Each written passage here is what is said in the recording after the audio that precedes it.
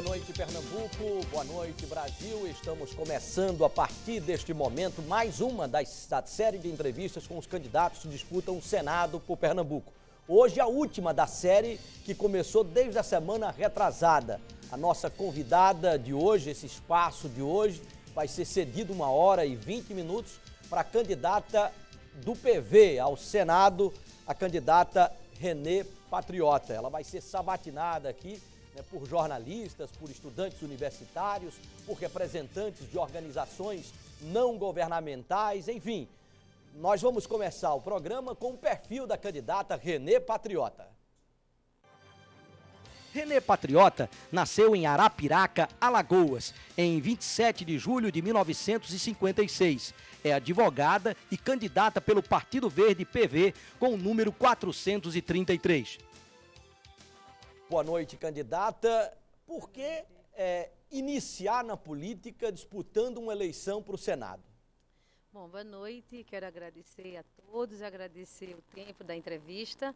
É muito importante, a TV Nova está mostrando o que é democracia. Esse tempo para nosso debate de 1h20, que foi para todos os candidatos, isso prova que a democracia aqui existe. Vocês estão de parabéns por isto. Quero começar então a nossa entrevista e dizer por que eu resolvi sair como senadora.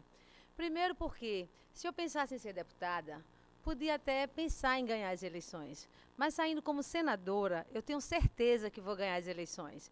Primeiro porque são 2 vagas para o Senado. Uma vaga deve ser para os homens, uma outra vaga deve ser para a mulher.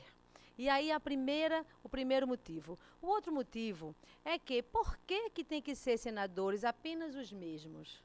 Por que somente vão sair para o Senado aqueles que o poder econômico estão apoiando, aqueles que formam a grande aliança, aqueles que estão mostrando exatamente o abuso dessas coligações desenfreadas, onde o que a gente bem vê é que nas cidades do interior, onde não existe, por exemplo, um bom sinal de TV, o que chega lá é apenas a antena parabólica. Lá nessas cidades não tem guia eleitoral.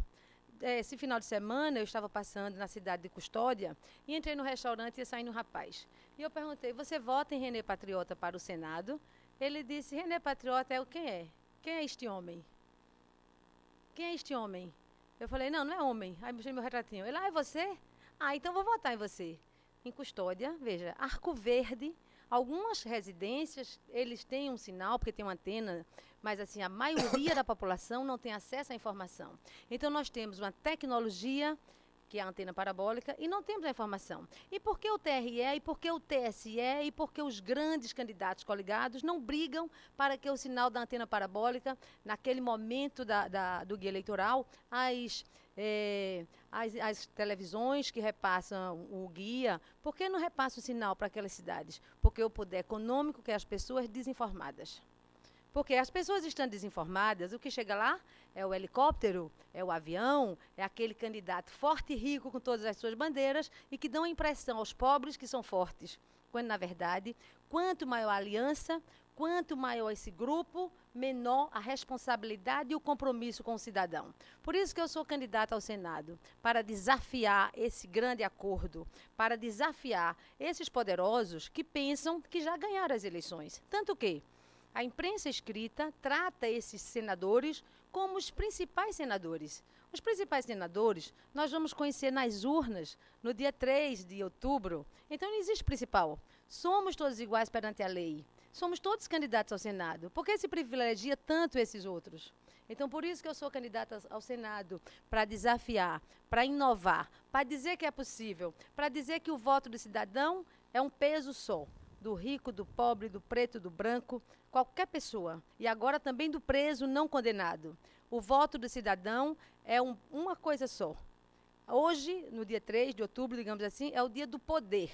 É o dia que se exercita a cidadania. É o dia que você decide que o governador vai ser aquele ou que vai ser aquele outro.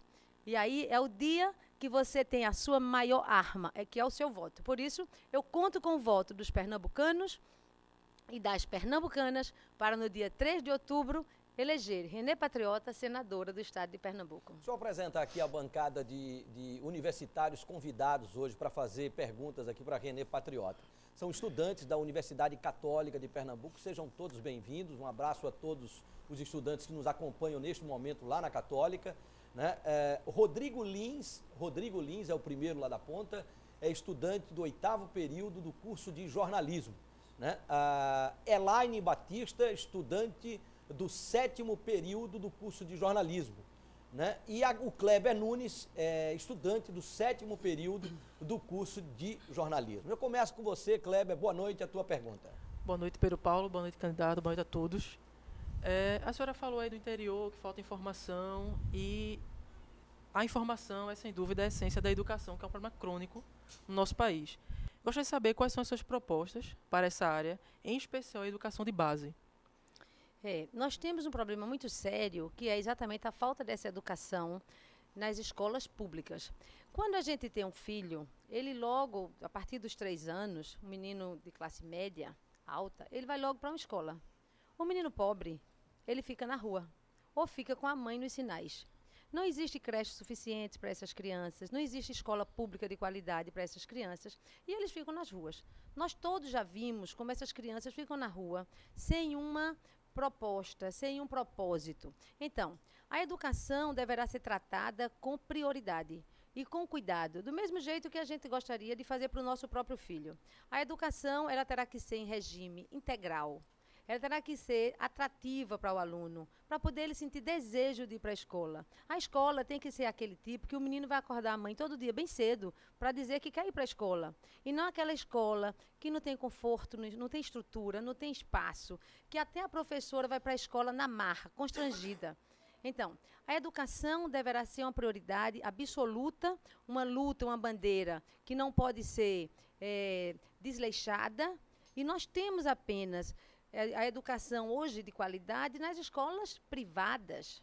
E mesmo assim, nós já temos, por exemplo, os cursinhos de especialização.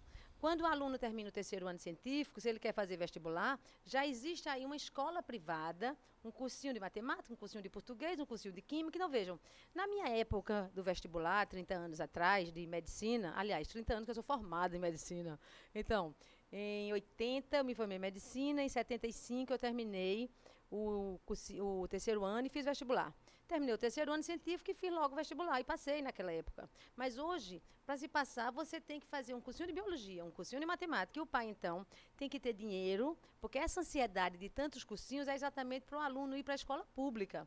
Porque senão, veja, ele passou a vida inteira numa escola privada e agora ele quer entrar na universidade grátis, digamos assim, e ele vai fazer um bocado de cursinho para poder entrar naquela universidade gratuita.